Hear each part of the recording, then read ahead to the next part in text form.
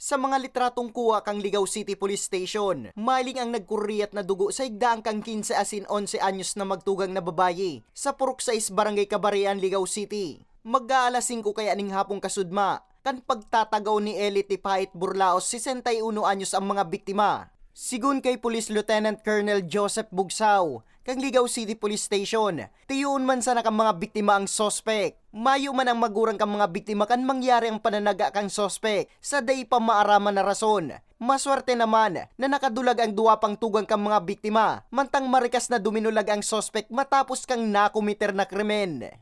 Tiyuhin nila, walang iba no, kapatid ng kanilang tatay.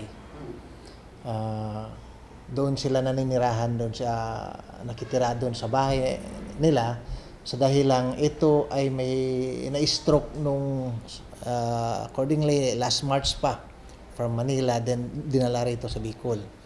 So doon sa bahay kung saan siya nakatira ay tinutulungan siya para ma-recover. Itong nanay kasama yung dalawang anak niya na maliliit, umalis sila to Bakakay at naiwan yung apat dahil 6 na magkakapatid ito, puro babae. Tulos man na dinara sa ospital ang magtugang, alagad pasado alas 10 kasubanggi, kan bawian man sana ning buhay ang 15 anyos na biktima na nagsapo ning siyam na seryosong tinagaan sa payo asin kamot, mantang nasa maray ng kamugtakan ang sarupang biktima na suminapo man ning duwang tama sa kamot. Parang nagalit itong suspect dahil hinahanap daw yung nanay nila, wala na.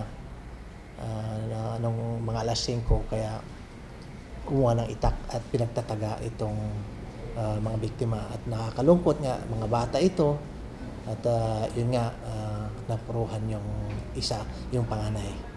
Mientras tanto, dai naman na-recover sa pinangyarihan ang ginamit sa pananaga kang sospek. Sa presente, nagpapadagos pa ang pinagigibong hot pursuit operation kang otoridad, ngani mapanimbag ang sospek na naampang sa kasong homicide and physical injuries.